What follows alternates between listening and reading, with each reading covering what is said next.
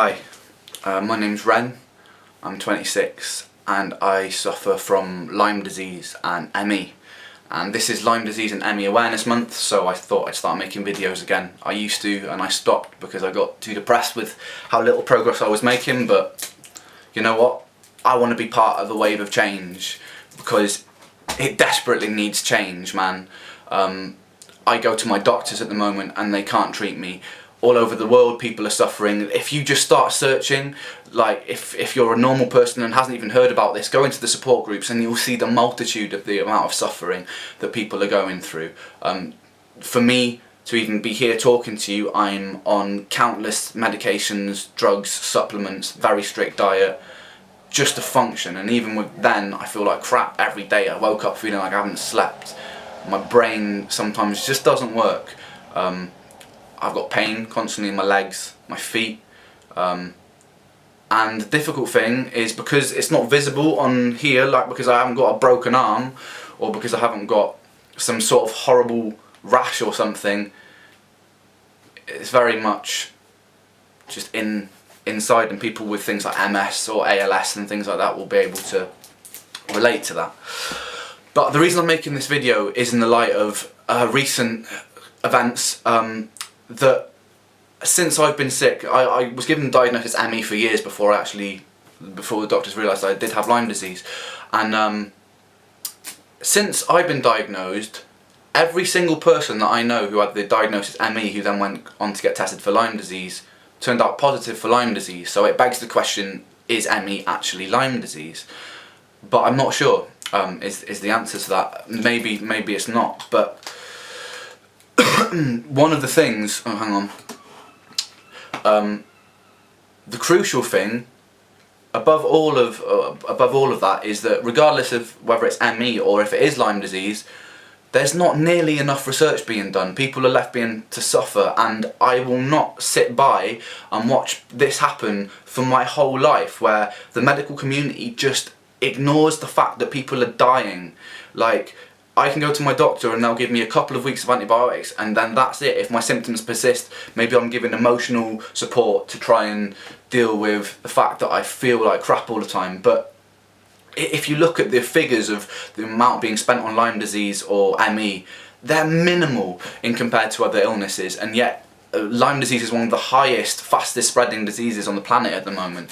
The CDC, the Centre for Disease Control, just estimated that Lyme disease, they said a few years ago that it was 10,000 people a year maybe get it in America. Now they've 10 times that figure and say it could be closer to the millions. And it mimics so many other things, so people can be being diagnosed with ALS, MS, depression, all those sorts of things, and it turns out to be Lyme disease later on down the line, years down the line. They're like, I still feel like crap, I'm feeling worse and worse every day, I've got all these symptoms, and it turns out to be Lyme disease. So it begs the question, like, if we've got an epidemic that's spreading, why isn't more being done? And also, like, the treatments as we have it are, at the moment, if you find someone who is kind of brave enough to treat you, you will be given years of antibiotics. But that has also been shown to be prone to lots of relapses, and antibiotics come with a whole host of side effects themselves. So we're kind of left between in a rock and a hard place. And again, it begs the question, like, because why isn't more money being pumped into it? Because if you think about the drain on the economy, if all these people are being made disabled by a bacteria, then it makes sense to work out exactly what's going wrong. Is it an immune thing that's going wrong? Is it the fact that the bacteria persists and you can't get rid of it? Whatever it is, these people are being left disabled, and that is a massive financial drain on the economy. So if you put money into treating these things, there would be more money. So you're spending money to make a lot more. So if that is the reason that not enough is being done, that's what I give to you. Or if there's another reason, if it's just that science hasn't caught up yet with how to treat it, then just do more, please. But I've been looking into it. I've kind of been forced to find my own way, and a lot of people with Lyme will recognise this pattern where they've been kind of abandoned by the medical community, and so they'll be left to do their own research, find out what treatments work for them, etc. And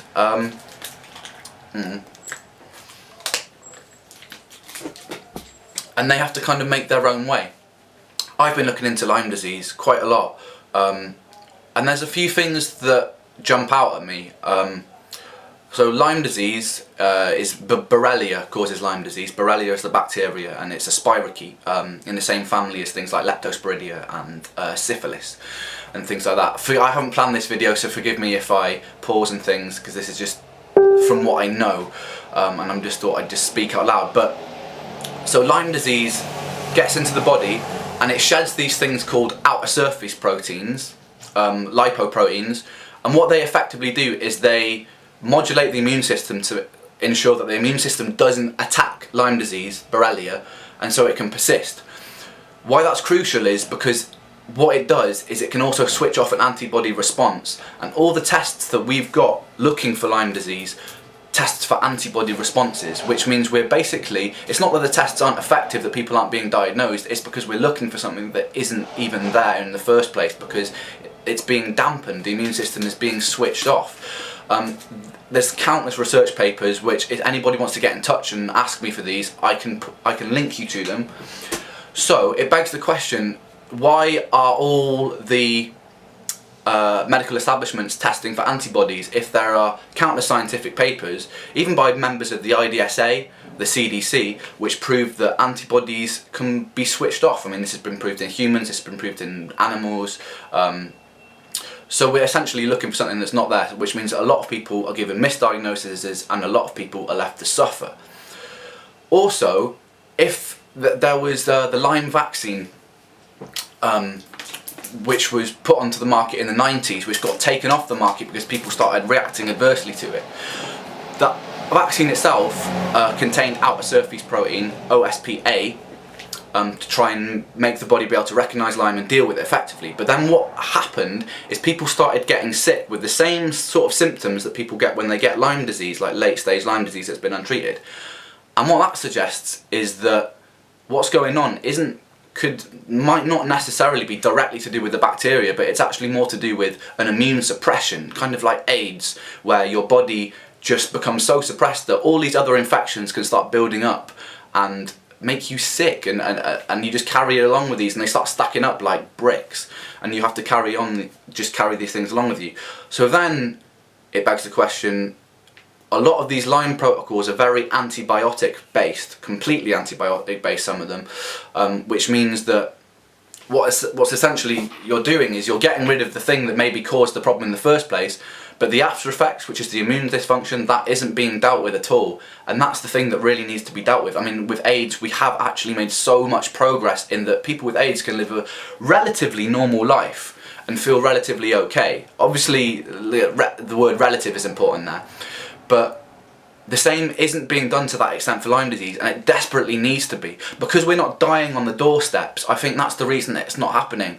But it needs to happen so much because it is an epidemic. It's rising. You'll see it. You'll hear stories of celebrities. You've got like Avril Lavigne and Yolanda Foster and some other people. You'll see eventually it will become such a problem that you can't ignore it. So why wait for it to get to epidemic proportions before we start going, okay, if there's immune dysfunction, how can we reset this immune dysfunction? If there is persistence, and there are countless papers which prove that there is persistence in humans, in monkeys, in mice, it's shown that Lyme disease, Borrelia, can persist. I will link you to these papers if you want. Again, these papers have been done by members of the IDSA, the CDC, in similar papers. So why then is the stance that once you've been treated with 2 weeks of antibiotics, you're just left to rot? That's what I don't understand, and that's what really drastically needs to change. Linking it to other illnesses, if we're looking for antibodies and we don't make antibodies, if you're looking at illnesses like ALS, MS, ME, any sort of autoimmune condition, and you rule out Lyme disease with antibodies, perhaps these people do have Lyme disease and they're left to get worse and worse and worse over the course of their life, because Lyme disease is a progressive illness, because we're looking for the wrong thing and we're looking in the wrong places, and then we're looking at cures which aren't cures, they're just symptom suppression. So we give anti-inflammatories, antidepressants, we let people feel a little bit better, but they just stay sick and they maintain sick and they get worse and worse. And people with Lyme disease or MS or ME who are watching this video will be jumping up because they'll be able to relate to that. So what I say to you is okay, This is another very important thing, and it's directly to the Lyme and ME and MS, all those sufferers, is we are kind of fragmented because we're all looking for our own personal cures in different places. Like, I'm going, oh, I can do this herbal protocol, I can do this antibiotic protocol, but what that essentially does is makes us scatter to the wind, when what we need is to be solid, man. We need to be one unit if we're to overcome this. Like with the AIDS, there was a movement, and that same movement isn't happening because everybody is on their own individual little journey to get better. But I can tell you this, when there's a cure, it will be a cure for absolutely everyone. It won't be a cure for just me, it won't be a cure for just somebody else who's followed that individual protocol. When there's a cure, it will be a cure for everybody. And what we need to do is we need to rally, and we need to join as people, as a group, as a collective. And this isn't just sick people, healthy people that know people that are suffering. You owe it to your loved ones to band together. This needs to be a movement if we're to overcome this. Anybody watching, please, please, please take this seriously. This goes for Lyme doctors as well. Any Lyme doctors who are treating with antibiotics that know that patients keep relapsing and getting sick, you owe it to your patients to start going, okay, if people are relapsing, we need to all work together. Take profit out of the equation, take monetary gain, all of that stuff. Take it all out of the equation, because we are facing an epidemic, and we need to get in touch with our human sides, not our business sides, if we're to make progress in this. That goes for pharmaceutical companies, that goes for government agencies who aren't looking at this hard enough. We just need to put an end to the suffering. And it's not just for my sake, like, I would happily die for the cause if it means that people don't have to go through this, because I've been fucking left, man. My job, my dream job, that's gone. And I've had to basically been housebound for most of my 20s, and that's really fucking tough. So I'm asking you, like, all the top, Gemsek, Horowitz, Klinghardt, all of those top doctors, you need to start working together, not separately with your own individualised antibiotic protocols. You need to all start working together for the sake of me, for the sake of every single person that comes into your door and supplies you with your income, please. That's what I'm saying. And to every Lyme patient, please start uniting, and don't get sidetracked by all these, okay, oh, I went to this, I did this treatment, this treatment, this treatment. Now is the time that we have to unite, and now is the time that we have to make our voices loud, man. This is ME and Lyme Disease Awareness Month, and I will be doing my best until the day that I die, or until the day that this illness is cured, to make sure that something happens, and that is my promise.